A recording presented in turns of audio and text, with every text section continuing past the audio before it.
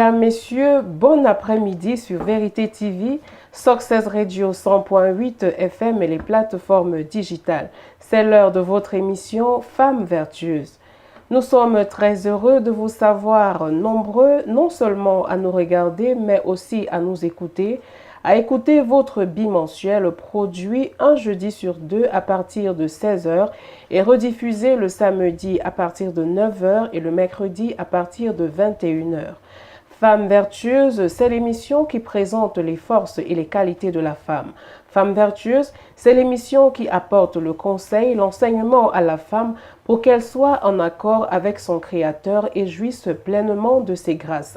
Femmes vertueuses, c'est aussi l'émission qui parle de la femme telle qu'elle doit être, la femme comme Dieu veut qu'elle soit, la femme dont la société a besoin pour se construire avec son Créateur, la femme qui craint Dieu et qui contribue au bonheur des autres. Pour la présentation, je suis Diane Kound. De tout temps, le vêtement a servi d'identificateur. Au-delà de sa fonction primaire de vêtir et de tenir au chaud, le code vestimentaire se retrouve à tous les niveaux et dans tous les cas de figure de notre société une marque identitaire. Elle permet de se définir par rapport aux autres. Mais dans la société d'aujourd'hui dite très moderne, la distinction entre l'habillement de l'homme et de la femme semble ne plus être dissociée. Pourtant, la parole de Dieu dit « Je veux aussi que les femmes vêtues d'une manière décente, avec pudeur et modestie, ne se parent ni de tresses, ni d'or, ni de perles, ni d'habits somptueux, mais qu'elles se parent de bonnes œuvres comme il convient à des femmes qui font profession de servir Dieu. » 1 Timothée chapitre 2 versets 9 à 10. Il se pose donc la question de savoir comment la femme doit s'habiller pour plaire à Dieu aujourd'hui. Et pour répondre à cette question, nous aurons sur ce plateau Arsène Tchala, conducteur de l'Assemblée de Nkolbison, et évidemment une femme vertueuse, Annie Zenon. Ce sera juste après cette page publicitaire. Il y a des tournois, mais il y a un tournoi. Le TOAB, tournoi d'assimilation et d'appropriation de la Bible, acte 3. Le TOAB mettra aux prises 8 compétiteurs dans 4 catégories respectives. Les enfants, les jeunes, les mamans, les papas. Le samedi 6 septembre au Felicia Hotel, dès 12h. Ne manquez sous aucun prétexte cet événement de la récitation et de l'appropriation de la Bible. Entrée libre et gratuite. Que le Seigneur vous bénisse. De retour sur ce plateau, nous accueillons nos invités. Bonsoir Arsène et bienvenue de nouveau sur ce plateau de Femmes vertueuses. Bonsoir à toi Diane Kound, merci de me recevoir pour la toute première fois sur le plateau de Femmes vertueuses pour parler de l'habillement de la femme vertueuse.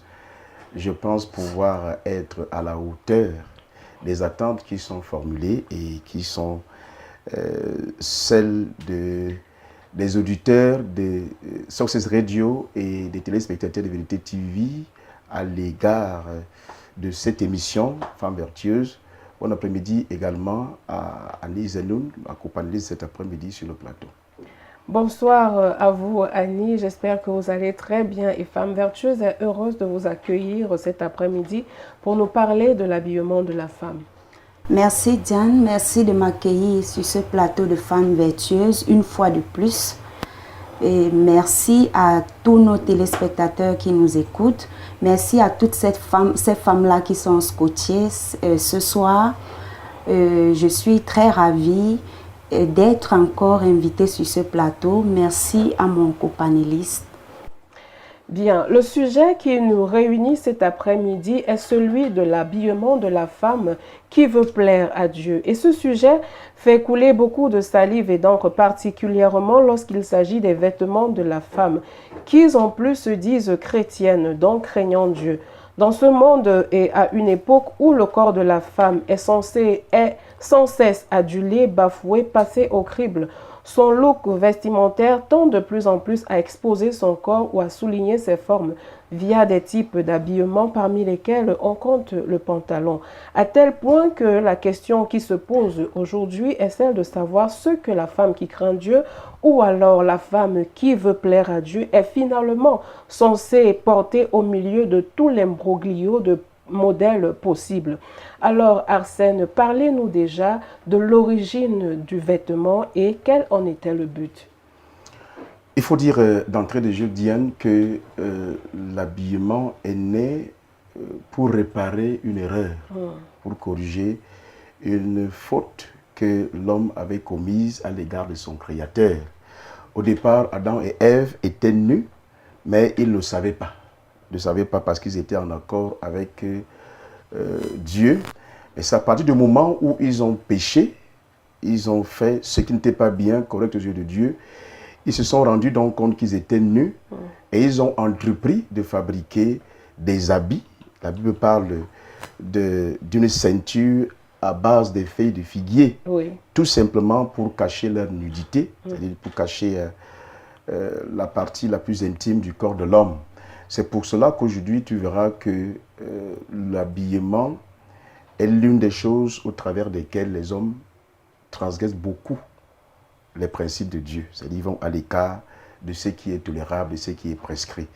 Donc, voilà le but pour l'homme, Adam et Ève. Eux, ils voulaient cacher leur nudité. Mais plus tard, lorsqu'on lit la Bible, en avançant toujours dans le Genèse chapitre 3, on va se rendre compte que Dieu, lui, il va fabriquer des habits pour leur donner. C'est-à-dire que Dieu va leur donner des habits à base des peaux. Des peaux d'animaux.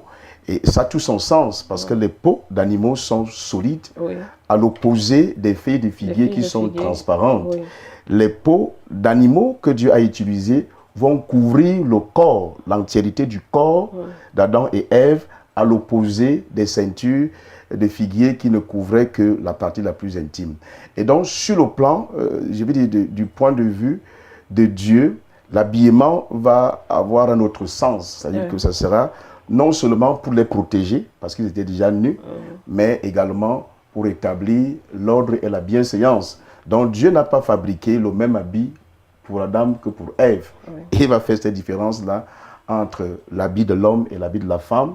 Et l'habillement aujourd'hui, pour Dieu, c'est déjà pour protéger l'homme contre les intempéries, le soleil, la pluie, mais également pour que lorsqu'on arrive sur un plateau de télévision comme celui-ci, qu'on distingue nettement que moi je suis un homme à partir de mon habillement et que Diane Koun et Yannis Zenon qui sont en face de moi sont des femmes.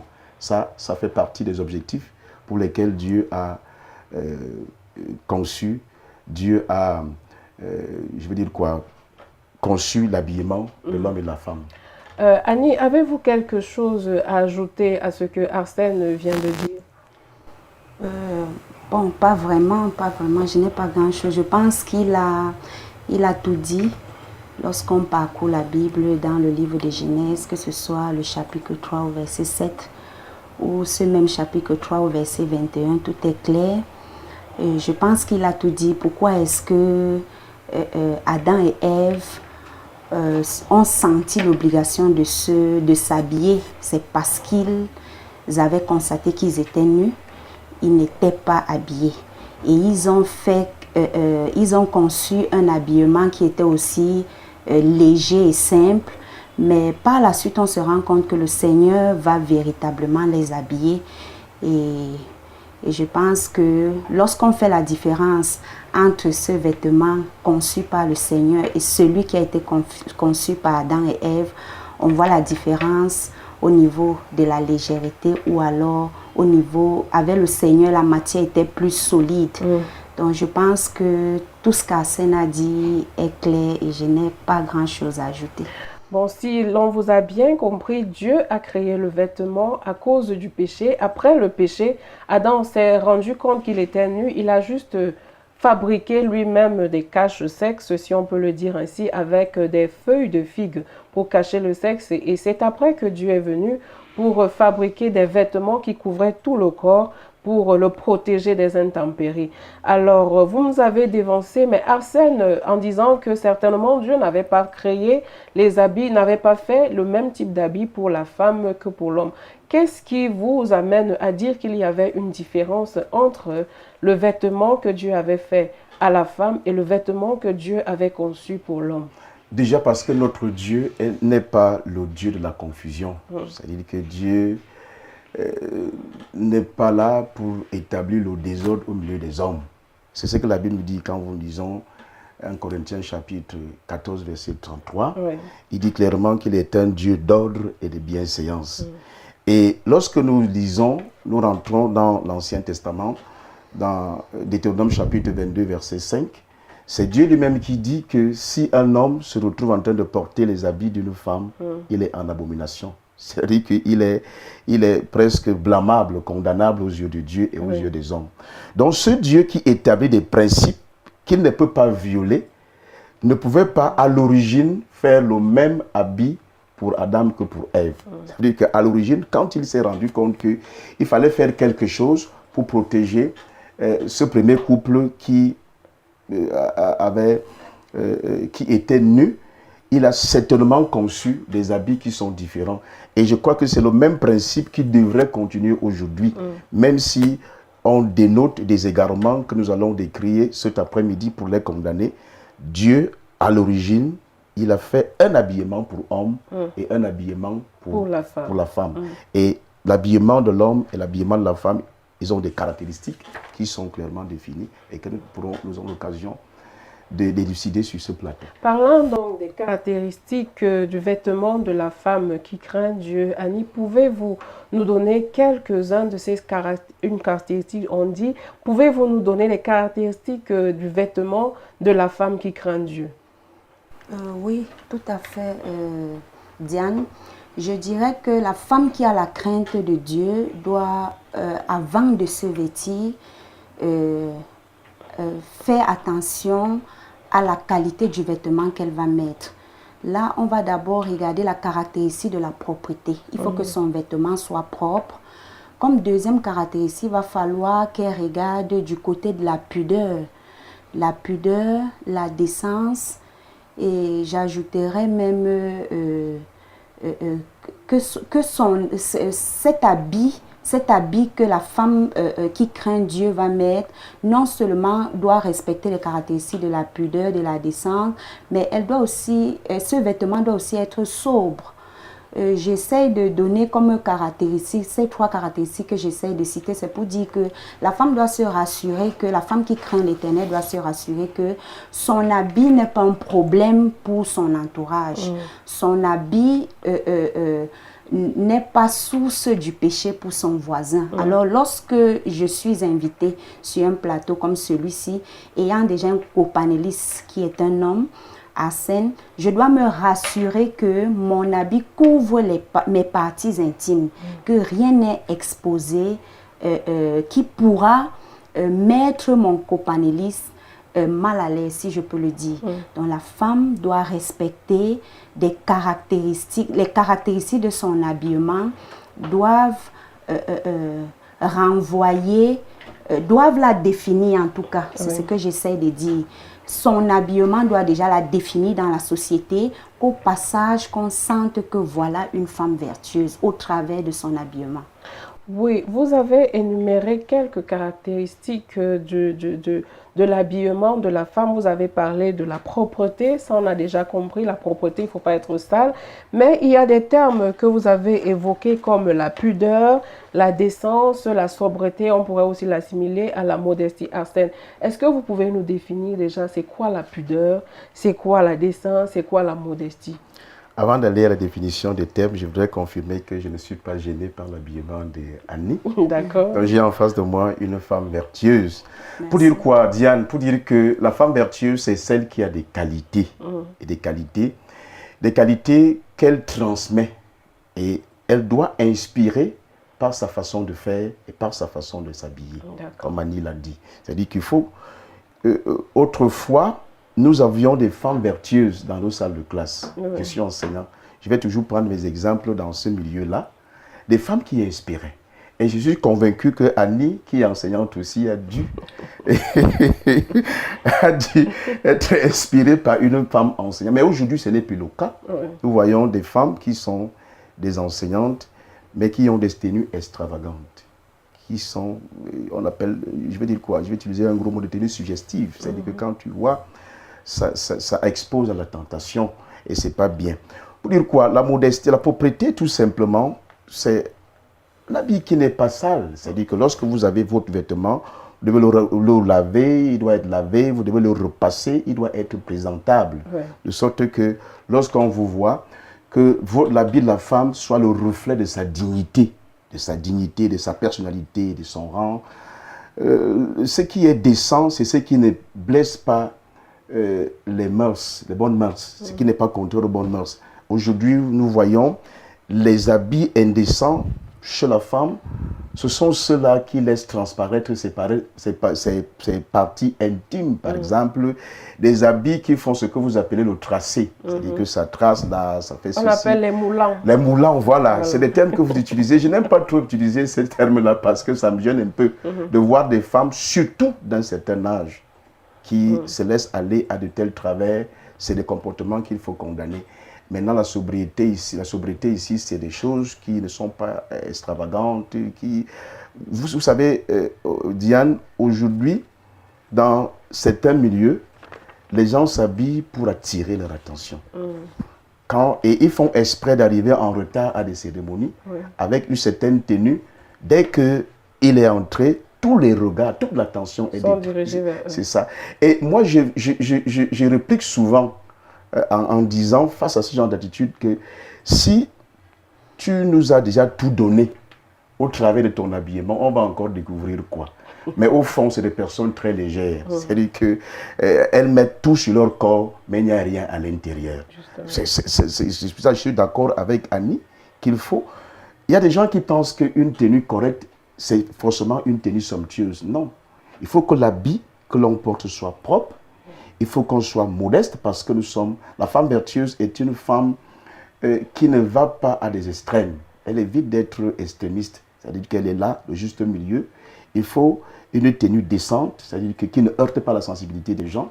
Il faut l'ensemble de ces caractéristiques, lorsqu'elles sont réunies, elles font l'habillement, je crois, d'une femme vertueuse, comme elle a dit. Oui, étant dans le cadre, nous restons avec vous Arsène, étant dans le cadre de la crainte de Dieu, la femme vertueuse, on a souvent l'habitude d'entendre certains dire la foi est dans le cœur. Dieu ne regarde pas à ce qui est externe. Dieu ne regarde pas ne regarde pas ce que l'homme regarde. La foi est dans le cœur. Est-ce à dire que sur le corps, on doit mettre des choses qui plaisent peut-être aux hommes et garder dans son cœur ce qui plaît à Dieu? Est-ce que l'habillement pourrait influencer négativement la relation d'une femme avec Dieu? Absolument, absolument. Diane, c'est des paroles pour se consoler. C'est-à-dire que lorsque les gens ne veulent pas se conformer à la volonté de Dieu, ils utilisent des slogans, j'appelle ça slogans, des paroles légères comme celle-là pour apaiser leur conscience. La Bible dit que la sainteté extérieure doit correspondre à la sainteté intérieure. Et dans, je veux dire quoi, la vie pratique, au quotidien, nous disons, l'habit ne fait pas le moine, mais on reconnaît le moine par son habillement. Et j'ai aimé ton introduction tout à l'heure. Tu as parlé de l'habillement comme un présentateur.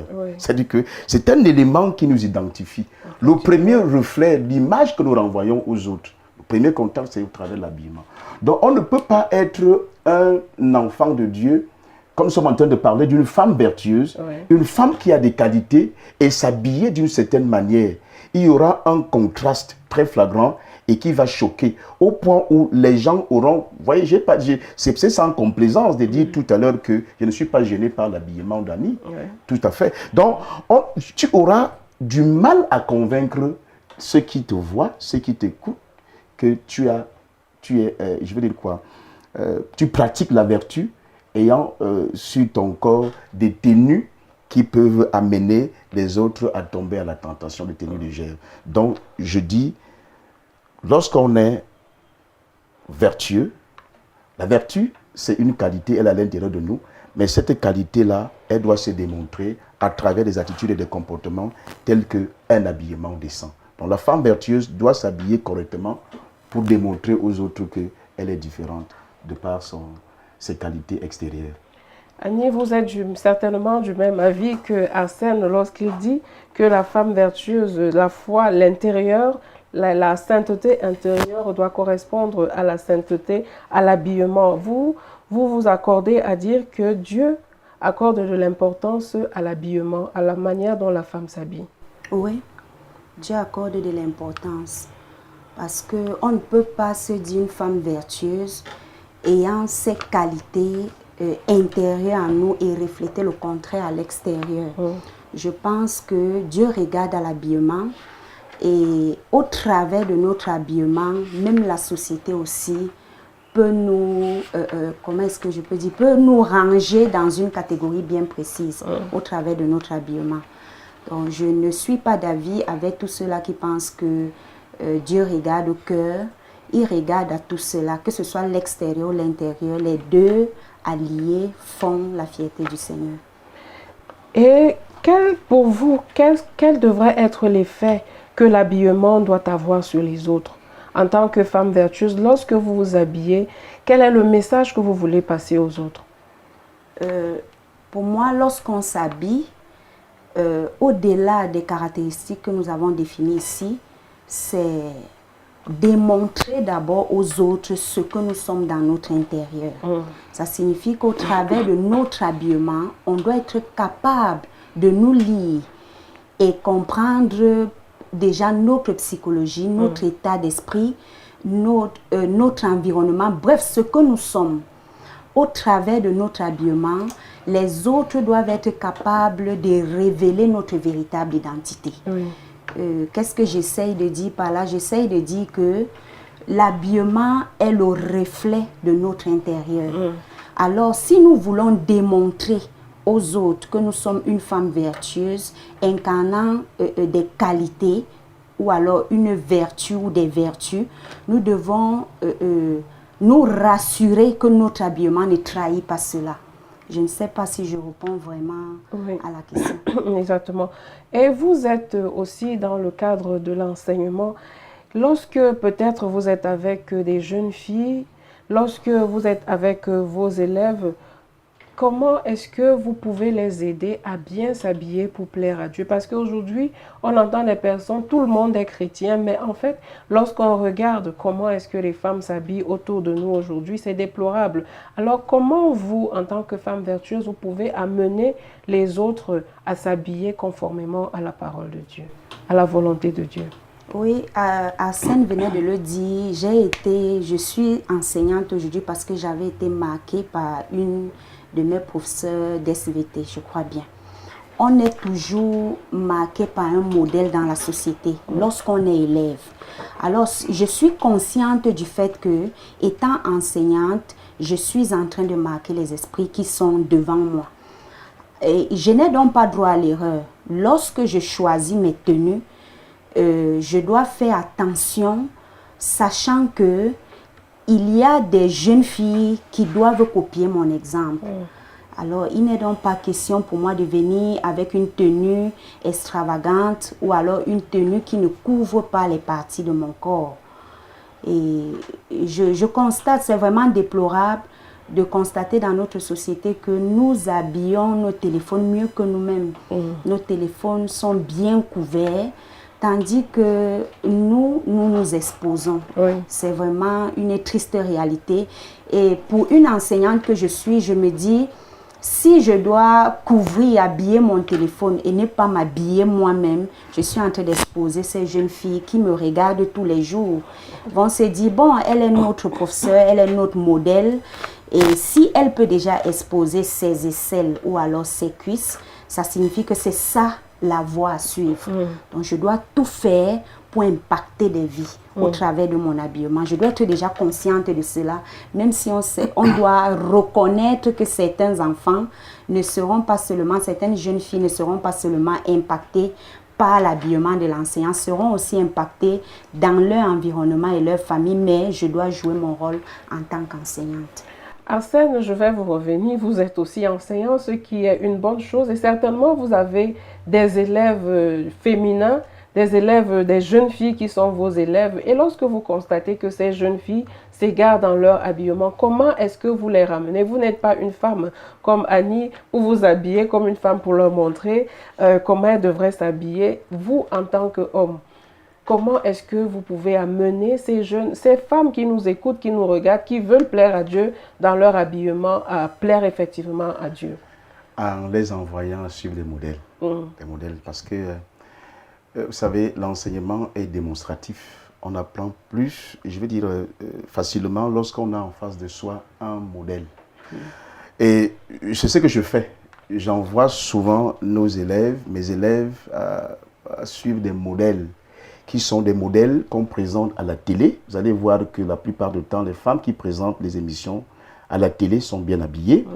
Des modèles qu'on peut trouver à l'église et des modèles qu'on trouve quelquefois dans notre milieu. Je dis quelquefois. Parce qu'aujourd'hui, ce n'est pas toujours évident de trouver une enseignante qui est consciente de son rôle d'éducateur et qui éduque de par son habillement. Je vais te faire rire un peu, Diane. Moi, je vais jusqu'à apprendre aux jeunes filles comment on s'assoit. Parce qu'il y en a qui ne le savent pas. Je leur dis, mais quand vous voulez vous asseoir, vous tirez votre jupe et vous vous asseyez. C'est des choses que les jeunes filles aujourd'hui ne connaissent pas. Et nous avons ce devoir-là en tant qu'enseignants et au-delà en tant que chrétiens de véhiculer cette image. Tout à l'heure, Annie était en train de démontrer que l'habillement pour la femme vertueuse, c'est d'abord pour passer un message. Et c'est ce que la Bible dit. C'est-à-dire que ce que nous faisons doit être pour édifier les autres. Ce n'est pas pour créer un scandale ou, je vais dire quoi, créer un effet contre-indiqué. Nous devons nous habiller. La femme vertueuse devrait s'habiller pour passer un message. Alors, si elle est chrétienne, et elle est chrétienne autant pour moi, elle devrait s'habiller pour que, à travers son habillement, on identifie son statut. C'est d'ailleurs l'une des raisons pour lesquelles nous, ici à Sources Radio, puisque les femmes qui sont au milieu de nous sont des femmes vertueuses, des femmes chrétiennes, on a dit, il n'y a pas de femme qui passe présenter une émission à Sources Radio sans porter le foulard. Tu vois, Diane, c'est aujourd'hui une chose rare de trouver une femme qui porte le foulard. Mais ici à Sources Radio, elle porte le foulard et mes sœurs qui passent sur le plateau, qui présentent, c'est leur marque d'identité et elles sont toutes jolies, elles sont toutes belles avec leur foulard. Ça, c'est des choses, il faut oser. Il faut oser pour donner, je vais dire quoi, une ligne de conduite tout à fait différente de ce qui est. Ce n'est pas tout ce que les hommes font, majoritairement, qui est bien. Il faut créer cette différence-là. Et donc, pour revenir à ta question, je renvoie toujours mes élèves vers celles qui sont des modèles, qu'on peut trouver dans notre milieu éducatif, qu'on peut trouver à la télévision, qu'on peut trouver à l'église et dans d'autres milieux, tout en leur montrant aussi des contre-exemples qu'elles ne devraient pas imiter. Ça, il faut le faire. Et le message passe peut-être pas à 100%, mais on réussit toujours à sauver une âme fragile, une élève fragile qui pouvait s'égarer, mais qui retrouve le bon chemin à travers nos conseils. D'accord. Avant de continuer avec vous, Arsène et Annie, permettez que nous puissions prendre cette page publicitaire.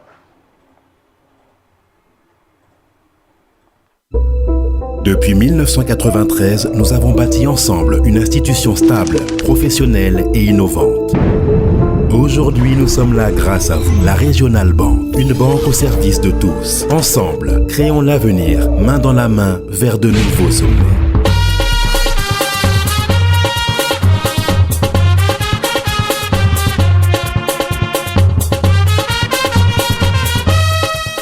La Régionale Banque, toujours mieux que ce que vous imaginez. Il y a des tournois, mais il y a un tournoi. Le TOAB, tournoi d'assimilation et d'appropriation de la Bible, acte 3. Le TOAB mettra aux prises 8 compétiteurs dans 4 catégories respectives. Les enfants, les jeunes, les mamans, les papas. Le samedi 6 septembre au Félicia Hotel, dès 12h. Ne manquez sous aucun prétexte cet événement de la récitation et de l'appropriation de la Bible. Entrée libre et gratuite. Que le Seigneur vous bénisse.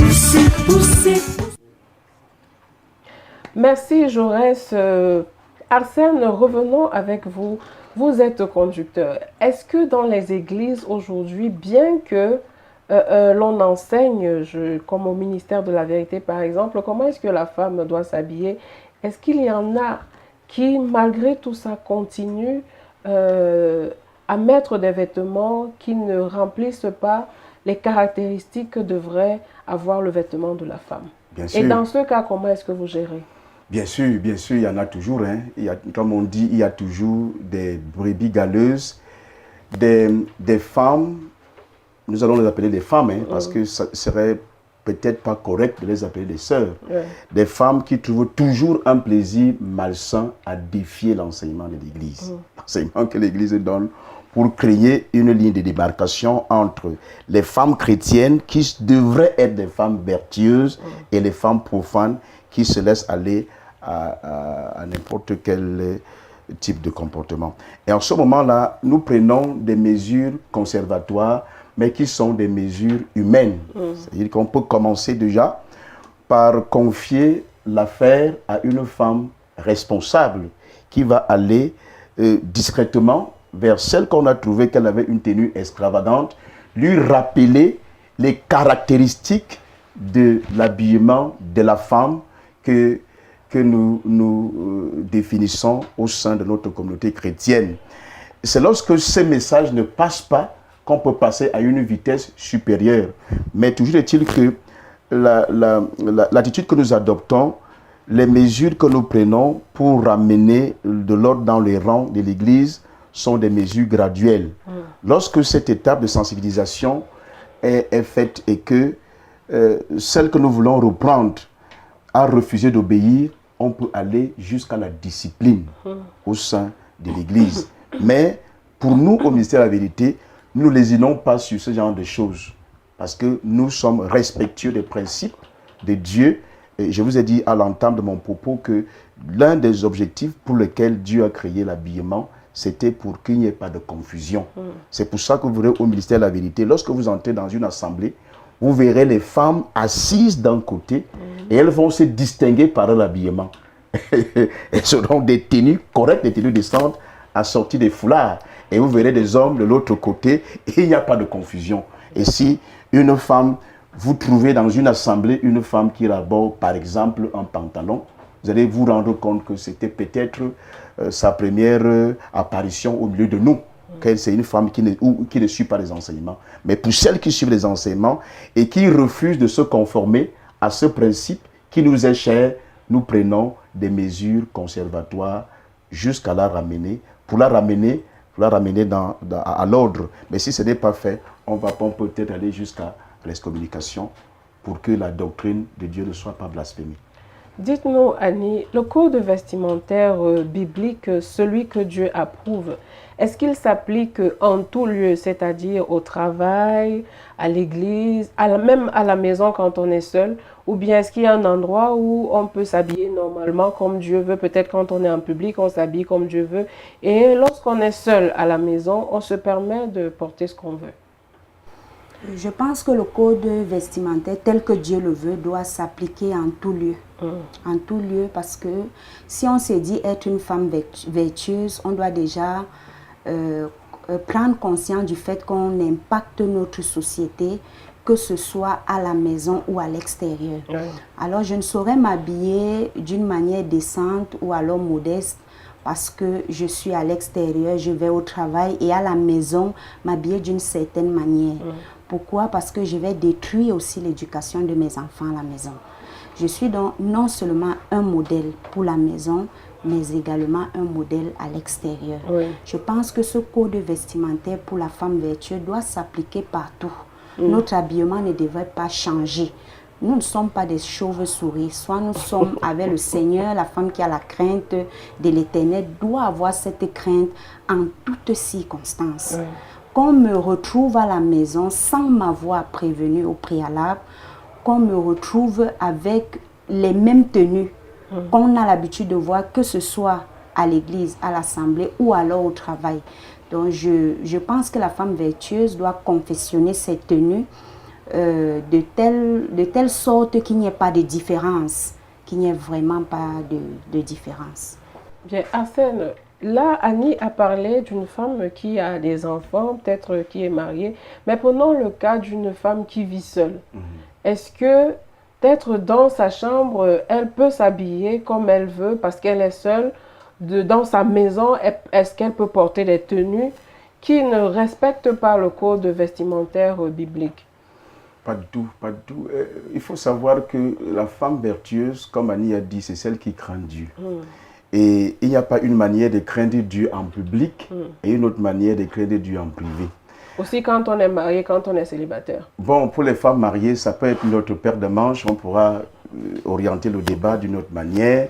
Lorsqu'elle se retrouve dans un espace intime avec son conjoint, là-bas, il n'y a pas... On ne peut pas... il y a certaines choses qu'on ne peut pas dire.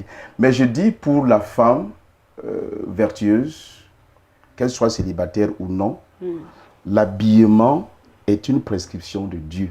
C'est-à-dire que bien s'habiller, ça fait partie des éléments de la saine doctrine qu'elle est censée appliquer. Les commandements. Les commandements de Dieu, Okay. ça je dis. C'est pour ça que vous verrez que la femme vertueuse, elle a les mêmes tenues à l'église que dans son lieu de service au cas où elle travaille.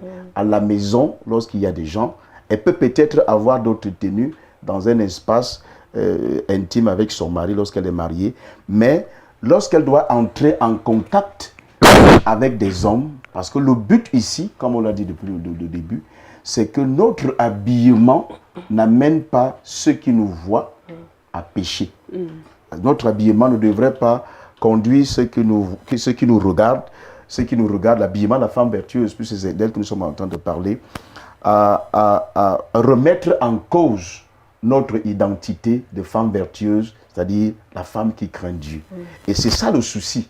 C'est pour ça que la Bible parle du souci du grand nombre.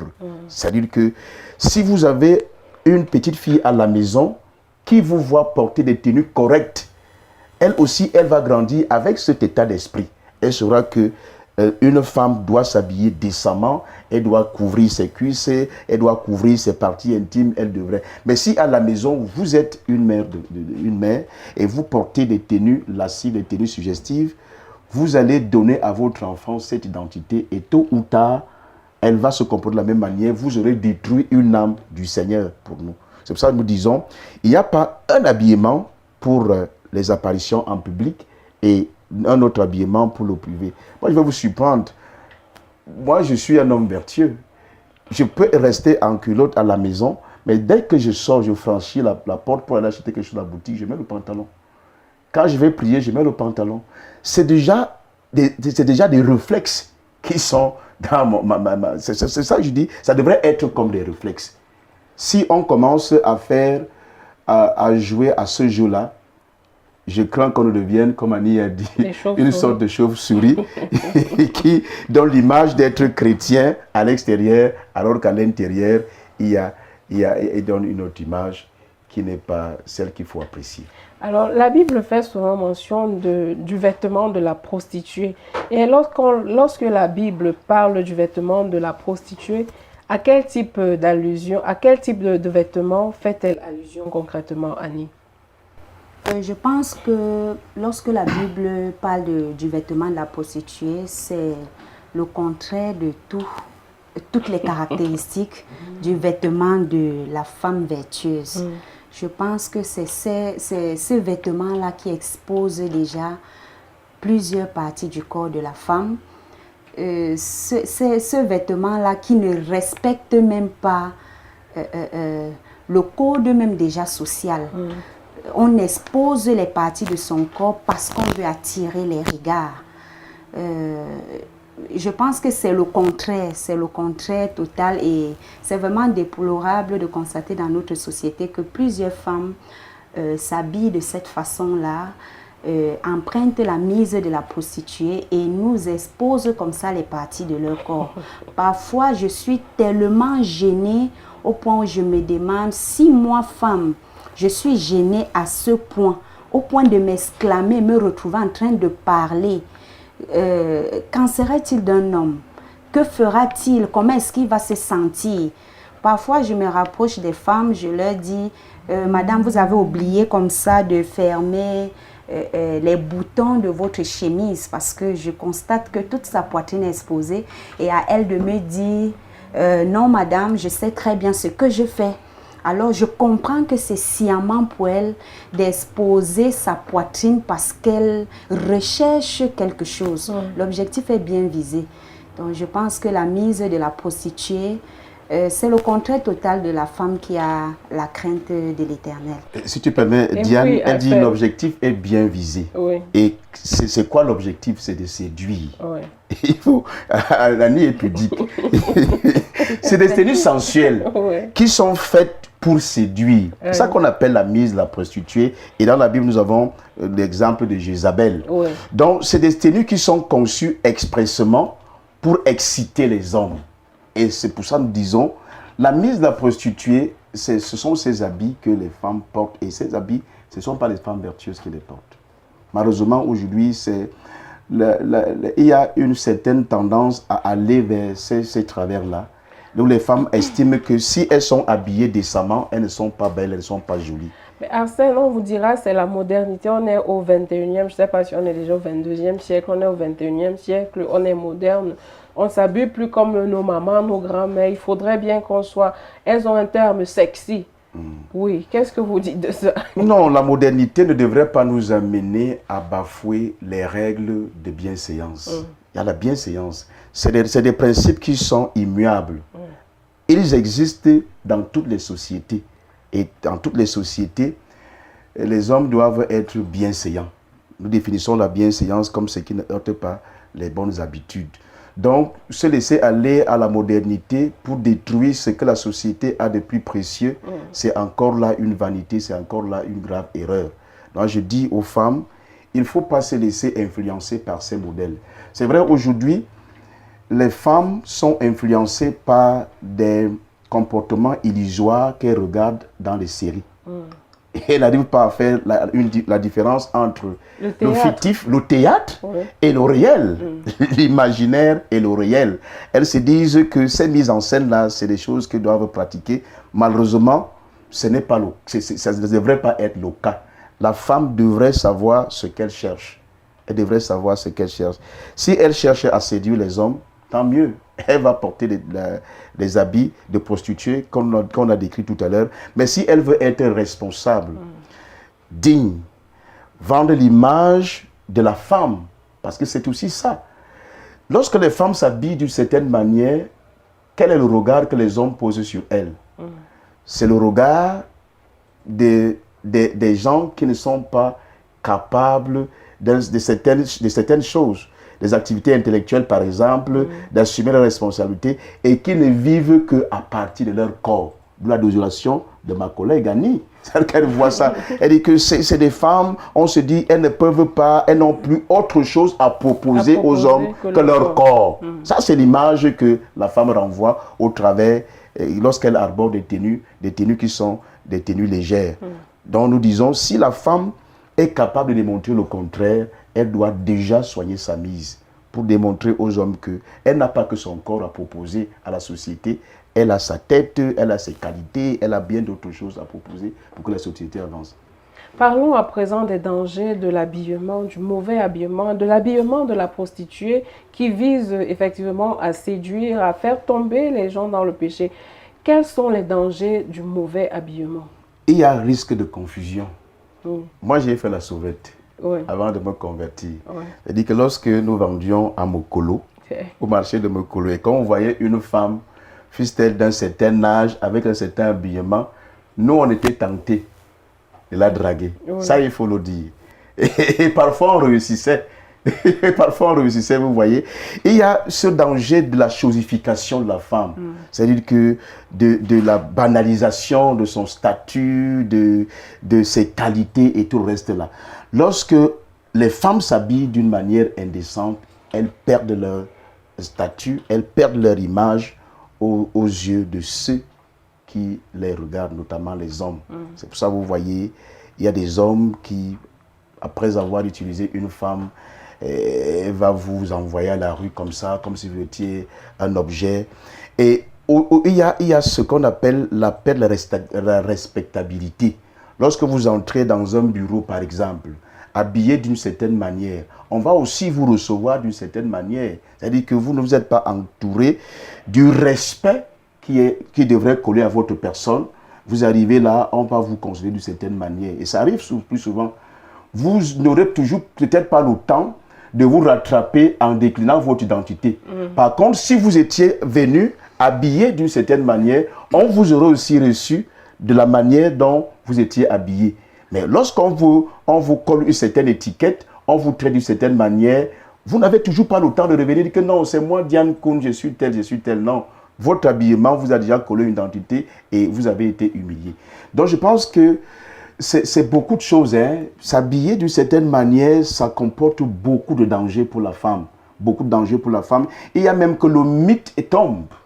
Comme je disais tout à l'heure, le mythe tombe. Même un petit garçon qui a fumé un peu, qui a bu un peu d'alcool, a le courage de vous aborder et de commencer à rêver à vous avoir sur son lit. Vous voyez, c'est des comportements que nous décrions et qui ne sont pas de nature à conserver, à construire la dignité de la femme qui pourtant est un être digne. Et vous, Annie, avez-vous quelques dangers à relever au niveau du code vestimentaire qui ne plaît pas à Dieu? Oui, je dirais que la femme devrait être un mythe. Que lorsqu'on la rencontre dans la rue, on se pose beaucoup de questions à savoir ce qu'elle peut bien penser, ce qu'elle soit ou alors ce qu'elle incarne. Maintenant, le fait de s'habiller d'une manière indécente peut faire tomber ce mythe-là. C'est attirer des partenaires sexuels à elle. Je veux dire qu'elle s'expose. Elle va se retrouver en train d'être courtisée à une certaine vitesse, même si elle ne voulait pas, au travers de son habillement. Donc, je pense qu'elle est exposée à des viols même. Elle est exposée parce qu'il y a des habillements qui attirent, qui séduisent, tel que mon copanéliste le disait. Et vous devez faire attention à cette femme, je dirais qu'elle fasse attention de ne pas fréquenter des milieux obscurs. Elle sera exposée comme ça au viol, aux agressions et à beaucoup d'autres choses.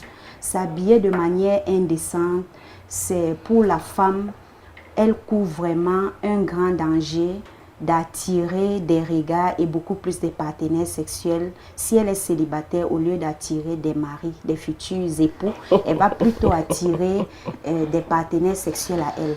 Et si elle est mariée, c'est encore grave parce que là, au lieu d'être reçue comme une reine quelque part, au travers de son habillement, elle sera plutôt banalisée. On va découvrir son mythe au travers de ce qu'elle sert sur un plateau au travers de son habillement.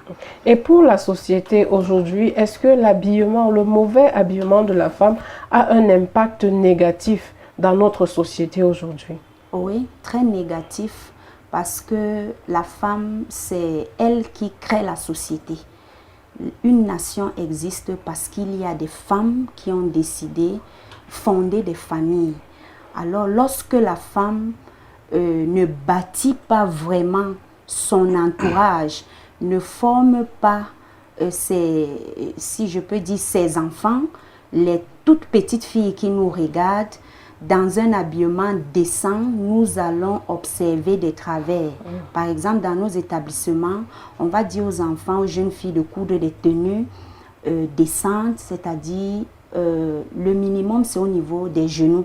Mais on va rencontrer des jeunes filles qui vont coudre des tenues non seulement qui ne sont pas amples, mais qui sont également avant les genoux. On va observer cela.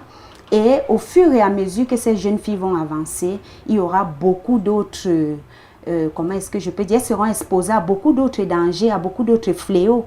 Parce que exposer tes cuisses comme ça aux yeux de tes camarades garçons, tu les attires à toi. Je pense que une femme qui s'expose, expose aussi ces jeunes filles autour d'elle. D'accord. Arsène, et vous, pensez-vous que l'indécence de l'habillement de la femme cause beaucoup de tort à notre société aujourd'hui? Tout à fait, c'est réducteur pour son statut et pour son rôle.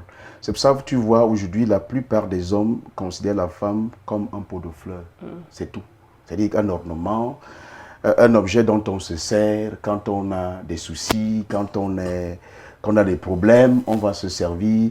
Et c'est pour cela que la course vers les deuxièmes bureaux, pour ceux qui ont des poches pleines, pour les hommes qui sont nantis, elle est aujourd'hui une course vraiment effrénée. Il faudrait que la femme, si elle veut reconquérir son statut social, essaye de proposer autre chose à la société que ce qu'elle propose au travers de son habillement. L'habillement indécent est très réducteur pour le rôle de la femme, qui devrait être pourtant un rôle très important. Lorsqu'on la considère comme un pot de fleurs, devient quoi? Comme une bouteille de bière qu'on consomme pour soulager ses peines, et après, on jette la bouteille quand on a consommé. Pourtant, la femme, Annie l'a dit, c'est la mère. C'est elle qui tient le foyer, c'est elle qui a la douceur qu'il faut, c'est elle qui a... Elle est porteuse d'un certain nombre de qualités qui peuvent aider et qui aident même la société à faire des pas lorsqu'elle en est consciente et lorsqu'elle joue pleinement son rôle. Malheureusement, aujourd'hui, dans l'imagerie populaire, on a fait passer ce message que la femme ne sert pas à grand-chose. Il y en a qui acceptent, il y en a qui refusent. Mais celles qui acceptent, elles se retrouvent... Vous savez, Diane, la femme qui n'a pas respecté un certain code de vie, au soir de sa vie, vous voyez, elle devient comme une orange que vous avez sucée. Regardez ces femmes qui ont passé le temps à aller entre les mains des hommes. Au soir de leur vie, elles deviennent quoi? Elles deviennent comme une peau d'orange dont on a extrait le jus et qui est... J'ai dit, il faut que ce message passe. La femme devrait se respecter. La femme devrait imposer le respect dans son environnement, déjà à travers son habillement. Parce que c'est l'élément qui met en contact avec les autres. Lorsqu'on veut camper, la personne en face de soi, on fixe d'abord le regard sur l'habillement. Et lorsqu'on s'est rendu compte qu'au travers de votre habillement, vous êtes léger, on peut vous faire des propositions indécentes aussi. On peut vous rabaisser, on peut vous faire n'importe quoi. Mais si au travers de votre tenue, vous êtes soigné, vous êtes respectueux ou respectueuse, comme on parle de la femme, vous allez marquer les esprits et on ne pourra pas vous dire du n'importe quoi ou vous faire du n'importe quoi. Bien, Arsène, Annie, merci. Nous arrivons au terme de notre émission ce jour et je vais vous passer la parole pour que chacun de vous puisse dire quelque chose aux femmes qui nous écoutent, à celles qui sont déjà vertueuses et aussi à celles qui veulent être vertueuses, c'est-à-dire plaire à Dieu. Annie, quel est votre mot de fin pour les femmes vertueuses qui vous écoutent et celles qui veulent être vertueuses? Mon mot de fin, je dirais aux femmes vertueuses qui nous écoutent, que ce soit celles-là qui sont célibataires ou alors mariées, je leur dirais d'être vraiment des femmes qui ont la crainte de l'Éternel. Et cela déjà au travers de leur habillement, parce que c'est un commandement, non seulement c'est un commandement du Seigneur, mais aussi pour avoir une certaine notoriété dans la société, il faut tenir compte de son habillement. Maintenant, pour celles qui ne sont pas encore vertueuses et qui pensent qu'elles doivent copier les tenues vestimentaires au travers de ce que nous offrent les telenovelas et tout le reste, qu'elles comprennent que marcher nu, exposer les parties de son corps, nous crée plus de problèmes. Ça ne fera qu'attirer des partenaires sexuels au lieu d'attirer un époux. Si tu n'es pas encore une femme vertueuse et que tu es célibataire, comprends que aucun homme n'acceptera épouser un bien public, c'est-à-dire ce bien-là qui a été exposé aux yeux des autres. Alors sois un mythe, couvre-toi bien et laisse-toi découvrir ce jour-là par ton époux. Merci. Arsène, et vous, quel est le mot de fin? Que dire encore? Les paroles d'Annie ont tellement été Mais ce que je veux dire, c'est quoi? C'est à la femme vertueuse de ne pas se décourager. Tu sais, la vertu, ce n'est pas ce que pratique le grand nombre.